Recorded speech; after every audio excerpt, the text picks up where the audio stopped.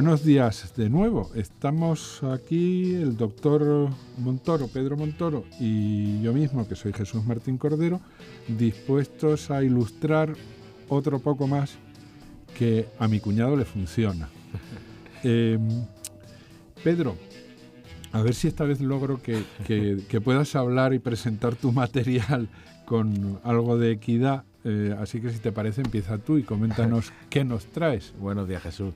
No te preocupes, lo importante es que podamos comentar las diferentes obras que traemos aquí para intentar fomentar la crítica, la discusión, la reflexión en nuestros estudiantes y en todos nuestros oyentes.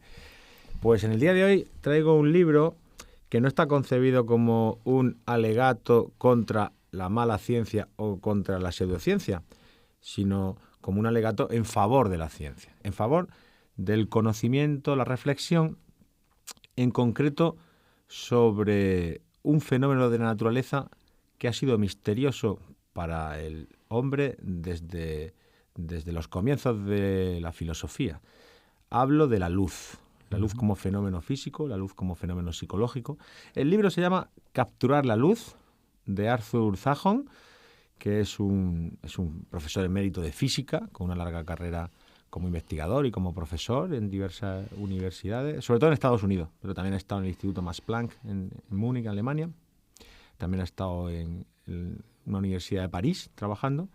Y el subtítulo del libro es La historia entrelazada de la luz y de la mente, en editorial Atalanta. Es un libro que no es que lo recomiende solamente yo, es que en la contraportada hay una recomendación de Oliver Sacks, el tristemente fallecido neurólogo, divulgador de la ciencia, divulgador de la patografía, ¿no?, que era un poco el género que él trabajaba, hablar sobre pacientes con lesiones cerebrales que les provocaban unos curiosos trastornos y que les influían de manera determinante en su vida. Pues Oliver Sacks dice que esta obra es una síntesis maravillosa y un gozo de lectura. Hacía mucho tiempo que no disfrutaba tanto con un libro, una obra extraordinaria.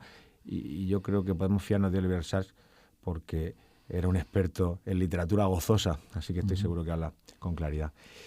A mí este libro me interesa porque yo tengo la suerte de dedicarme a estudiar, a investigar en la medida que puedo y a enseñar sobre la luz del mundo y sobre la luz de la mente.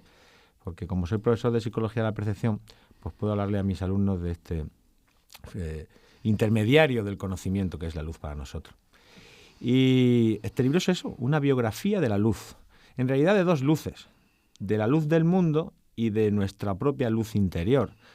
Y creo que con un parrafito que voy a leer literalmente que aparece en el libro, se va a entender muy bien a qué me refiero. Este parrafito versa así, dice: dos luces iluminan nuestro mundo. Una es la luz del sol, la otra es la luz del ojo, que le responde.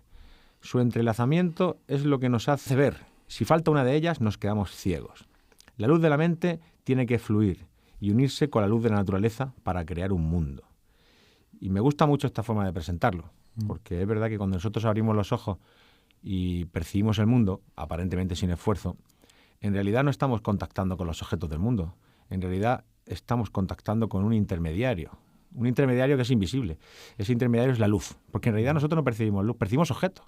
Ese es el resultado final, esa es nuestra experiencia consciente. Hay mucho trabajo, hay mucho desciframiento, hay mucha necesidad de recuperar información, de completar y construirla a partir de ese intermediario que es la luz, para poder llegar a nuestra impresión subjetiva de la escena. Eso es lo que intentamos explicar en nuestra asignatura, lo que el hombre ha intentado siempre descifrar de la naturaleza, y creo que este libro consigue que en unos pocos días o unas semanas, cuando uno lea el libro, pueda transitar los mismos pasos de esta odisea que desde los griegos hasta nosotros han dado cantidad de investigadores, cantidad de literatos y cantidad de artistas.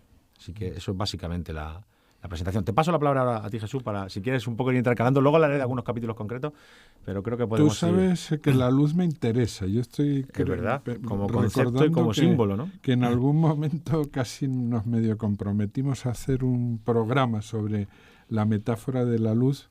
Le sigo dando vueltas a eso. Y el libro no lo conozco y por lo menos un lector nuevo va a tener. Voy a ser yo, me comprometo a leérmelo.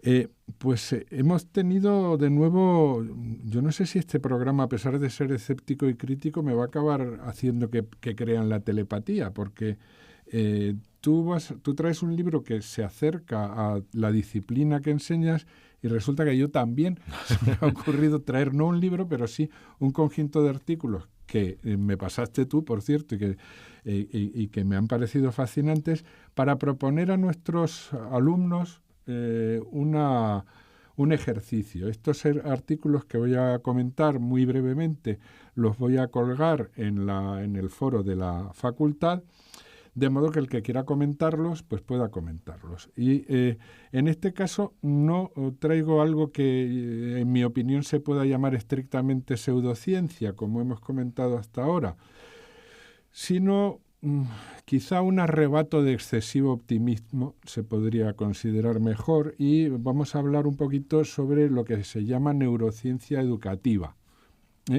Entonces, hay un artículo de fondo que colgaremos en el foro del profesor Jeffrey Bowers, que se titula The Practical and Principled Problems with Educational Neuroscience, y es un artículo en el que se critica, como os comentaré, ese enfoque, digamos que novelero, pero que está bastante de moda.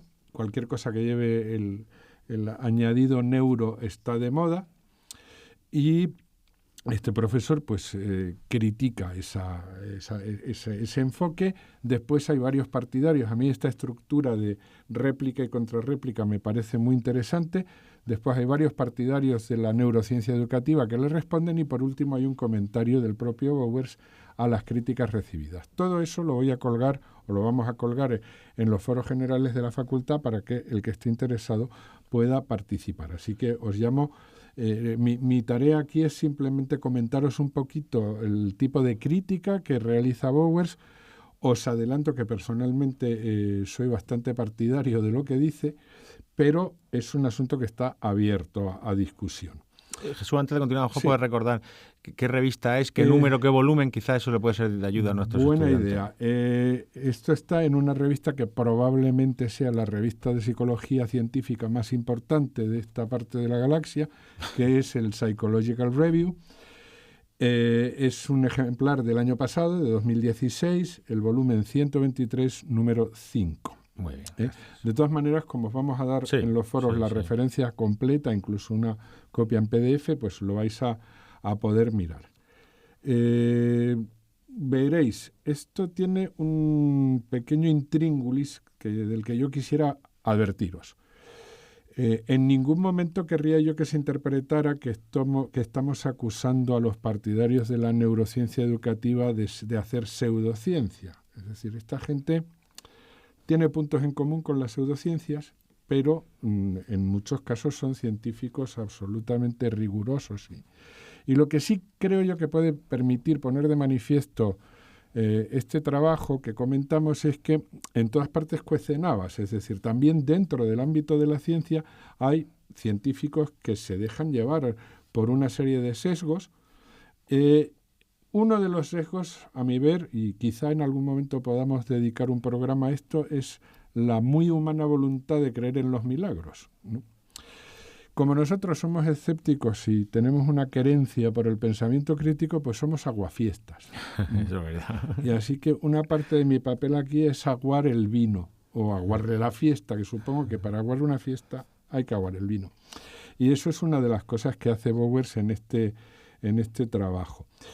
Yo diría que con las pseudociencias, esta novelería de la neurociencia educativa, comparten también ciertas técnicas publicitarias y esa inclinación tan humana, no solamente por creer en los milagros, sino por la novedad, lo que viene amparado en la tecnología, lo que viene amparado pues en eso, en el apellido neuro. Todo eso está de moda, del mismo modo que ahora está de moda pues el coaching, y todo lo que venga amparado por esa etiqueta se pone de moda, o el mindfulness sí. Y todo lo que venga amparado por esa etiqueta se pone de moda. Pues la que viene bajo el paraguas neuro también está de moda y conviene prevenirse. Insisto y resalto y subrayo, una parte importante de los científicos que son partidarios de este enfoque son gente absolutamente respetable, y no este enfoque no tiene, incluso para quienes no lo compartimos, no tiene nada que ver con pseudociencias como la homeopatía o los cristales o las terapias florales o cualquier otra milonga de ese calibre, ¿no? Pedro, si quieres, vuélvenos a la luz y así vamos. Pues si quieres continúo un poquito, efectivamente. Bueno, en este libro no solamente se hace un acercamiento a los descubrimientos sobre la física de la luz, sino que también se atiende a ámbitos de la literatura. Bueno, de hecho, el libro comienza hablando de la Ilíada de Homero y la forma particular en la que Homero, si es que existió Homero, que parece que hay alguna duda, creo, hay algunos que han planteado duda. Bueno, Homero o quien fuera quien escribía la Ilíada, pues tiene una forma curiosa de denominar ciertos colores. Por ejemplo, decía que el mar tenía color vino y parece que es un misterio, ¿no? En esa semántica del color, porque se utilizan esos conceptos, ¿no? Depende de lo que hubiera tomado. También, depende, supongo, de cuál sería. A lo mejor confundía lo que había ingerido con la percepción de lo que estaba viendo. También hay aportaciones de la mitología, de la pintura, incluso de la religión. Es verdad que tiene un recorrido cronológico, comenzando con los primeros filósofos. Por supuesto, hay un transcurso a través de las aportaciones de Newton, que, bueno, como bien sabemos, en sus ratos libres levantó los cimientos de la óptica moderna, ¿no? Y de la teoría del color, con ese trabajo que hacía con sus prismas y con la descomposición de la luz blanca. La relación entre electricidad y luz, y a su vez la relación entre luz, electricidad y magnetismo, ¿no? que da lugar al descubrimiento de las leyes que rigen el electromagnetismo como un fenómeno unitario.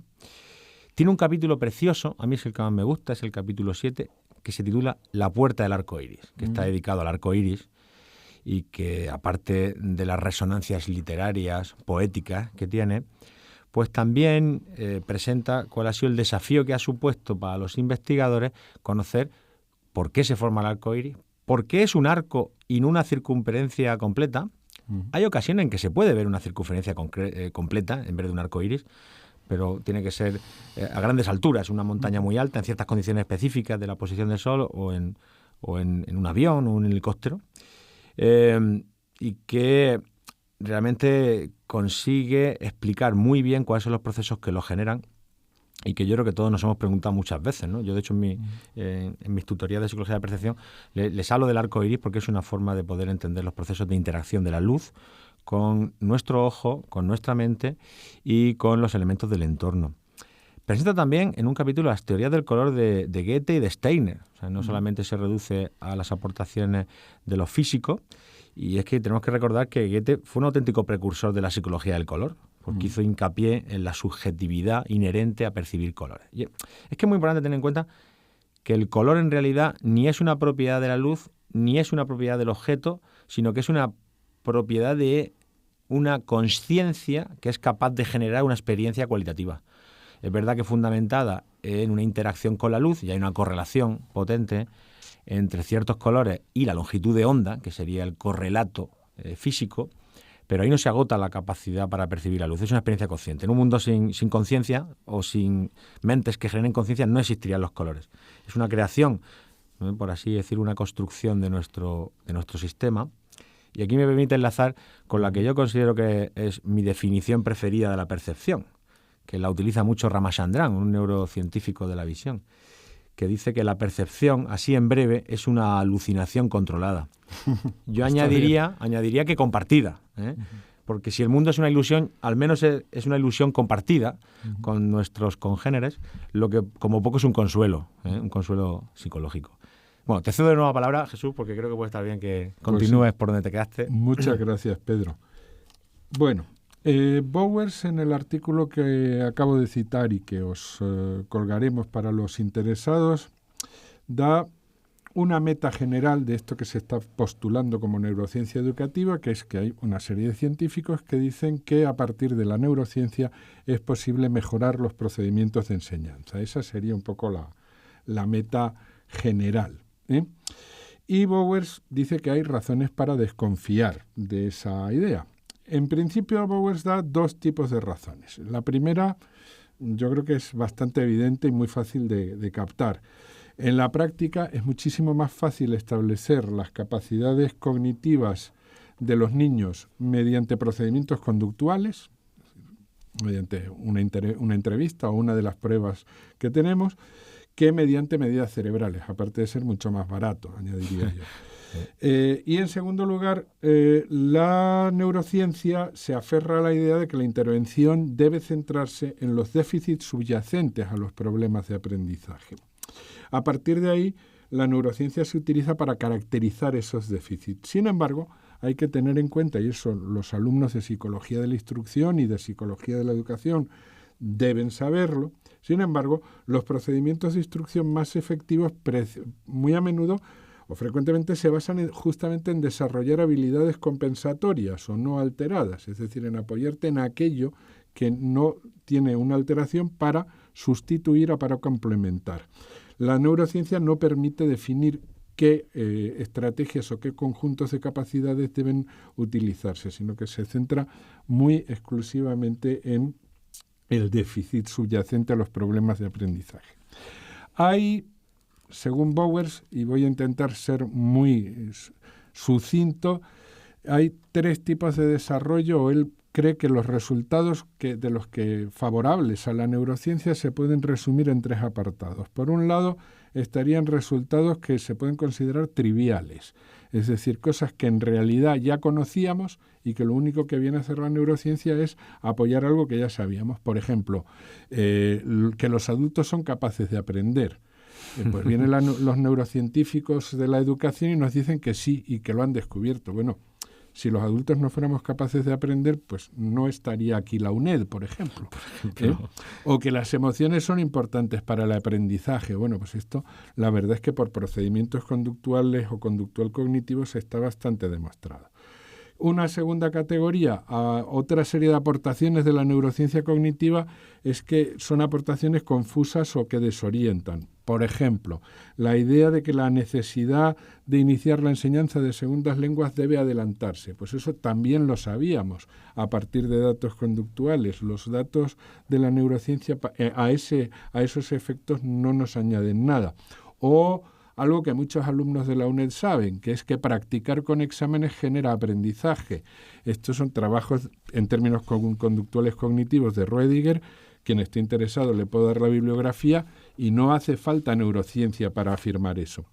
Y por último estarían aportaciones que en realidad carecen de fundamento, como por ejemplo que los modelos de procesamiento distribuido en paralelo son buenos modelos del aprendizaje de palabras en términos de correlato biológico, lo cual pues es absolutamente inverosímil, simplemente no sucede, o que los componentes fónicos de la enseñanza de la lectura deben incorporarse, lo cual sí es muy importante, pero lo sabíamos mucho antes de que existiera neurociencia o imagen por resonancia magnética. En definitiva, y acabo, lo que pretendo es echaros un cebo a los oyentes, de modo que os interese este asunto si queréis ver una excelente y muy reciente polémica en el ámbito de la psicología y la educación sobre neurociencia educativa. Os invito a participar del hilo que abriremos sobre este programa. Vamos a colgar los documentos para que podáis leerlos y yo creo que como mínimo nos vamos a seguir divirtiendo. Pues te agradezco mucho, Jesús, este resumen que has hecho, porque ya sabía yo que hacía bien enviándote la referencia a estos artículos, porque yo aún no los he leído, pero al escucharte tengo muchas ganas de leerlo. No sé si podré reprimir las ganas para leerlo hoy, que tengo muchas cosas, pero lo tengo que leer. Y me gusta ese resumen que has hecho y esa categorización entre problemas triviales, cosas que ya sabíamos y cosas que son confusas, ¿no? Sí. Creo que resume muy bien lo que a veces ocurre cuando aparentemente un descubrimiento tecnológico se quiere aplicar a viejos problemas, pero sin indicar justo el nivel de análisis necesario para hacerlo, que es el gran problema que tiene esto, el nivel de análisis que es muy importante, claro. Efectivamente, Pedro, no podría estar más de acuerdo.